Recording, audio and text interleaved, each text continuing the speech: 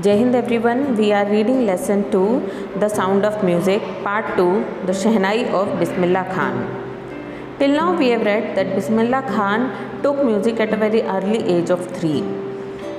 His paternal family and his maternal family both were great Shehnai player, and his maternal uncle took him with himself to every concert and the temple he used to play the Shehnai. So Bismillah Khan was very attracted towards the Shehnai, and at the age of 5 he started taking lessons.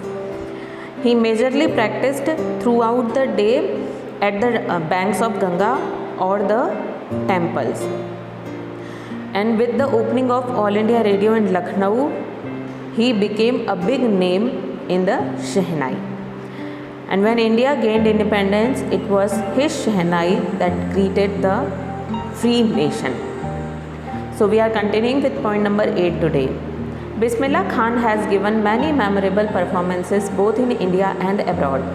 His first trip abroad was to Afghanistan, where King Zahir Shah was so taken in by the maestro that he gifted him priceless Persian carpets and other souvenirs. The king of Afghanistan was not the only one to be fascinated with Bismillah's music. Bismillah Khan India और विदेश दोनों जगह ही बहुत सारी यादगार performances दे चुके हैं. His first trip abroad was to Afghanistan. उनकी जो पहली विदेश यात्रा थी वो अफ़गानिस्तान में हुई थी, जहाँ पर किंग ज़हीर शाह इतने प्रभावित हुए इन मेस्ट्रो से. मेस्ट्रो मतलब मास्टर, अपनी कला के मास्टर. इतने प्रभावित हुए बिस्मिल्लाह खान से कि उन्होंने उन्हें बेशकीमती पर्शियन कारपेट्स और दूसरी यादगार चीज़ें नजराने के तौर पे दी. The king of Afghanistan was not the only one to be fascinated with his music. सिर्फ उनके म्यूज़िक से प्रभावित होने वाले एकमात्र व्यक्ति नहीं थे वो किंग ऑफ अफ़गानिस्तान. दूसरे लोग भी बहुत प्रभावित हुए थे. उनमें से film director Vijay Bhatt was so impressed after hearing Bismillah play at a festival that he named a film after the instrument called गूंज उठी शहनाई.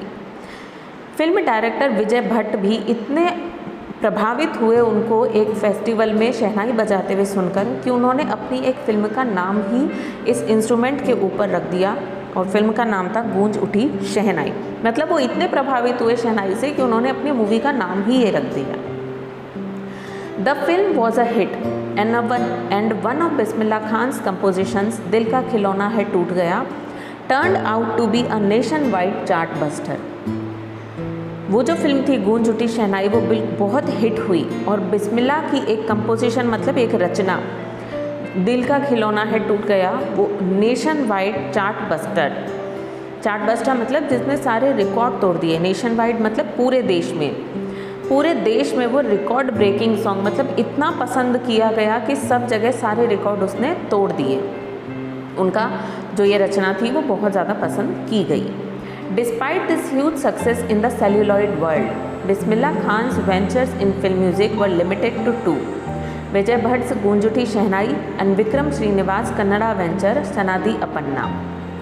I just can't come to terms with the artificiality and glamour of the film world, he says with emphasis.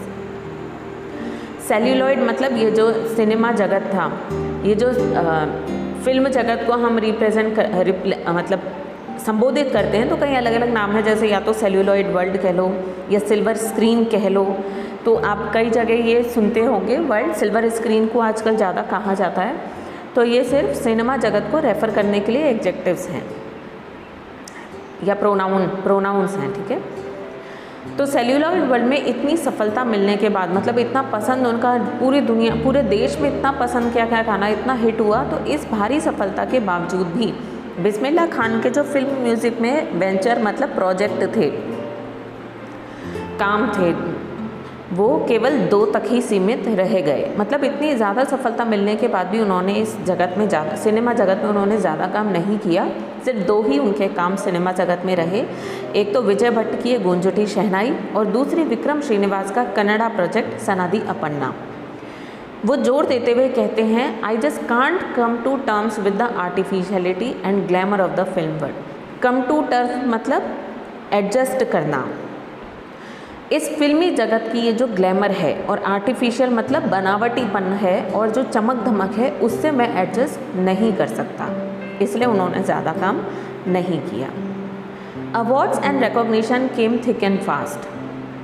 Thick and fast एक proverb है, idiom है, जिसका कि मतलब है हिंदी में भी अपन बोलते हैं जैसे दिन दूनी रात चौगनी, मतलब बहुत ज़्यादा मात्रा में, बहुत जल्दी, बहुत कम समय में और बहुत ज़्यादा। ठीक है, तो ये जो अवार्ड्स और रिकॉग्निशन यानी उनको जो ख्याति मिली और उनको जो पुरस्कार मिले वो बहुत दिन दूनी रात चौगनी उनमें वृद्धि हुई, बहुत तेज़ी से उन्हें ये सब ख्याति मिली।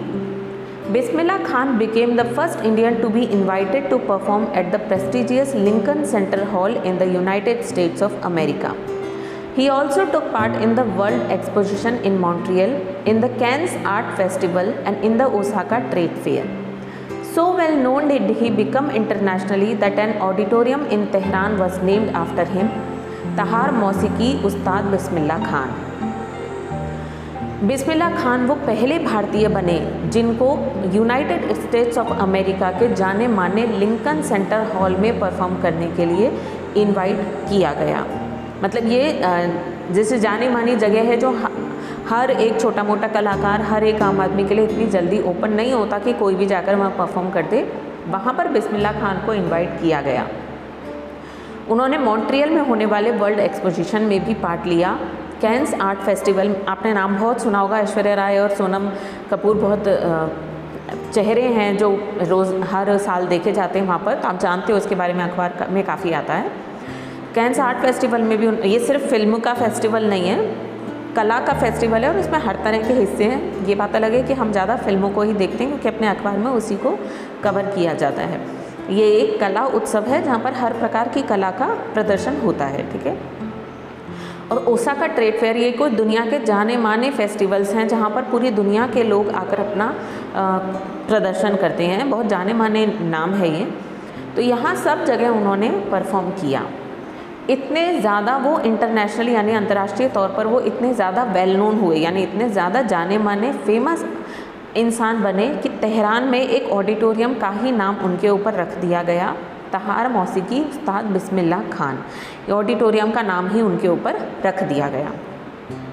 तो बहुत ज़्यादा वो इंटरनेशनली उन्होंने नाम अर्जित किया था। National awards like the Padmashri, the Padma Bhushan and the Padma Vibhushan were conferred to him. राष्ट्रीय पुरस्कार पद्मश्री, पद्म भूषण और पद्म विभूषण जैसे राष्ट्रीय पुरस्कार उनको दिए गए। In 2001, Ustad Bismillah Khan was awarded India's highest civilian award, the Bharat Ratna.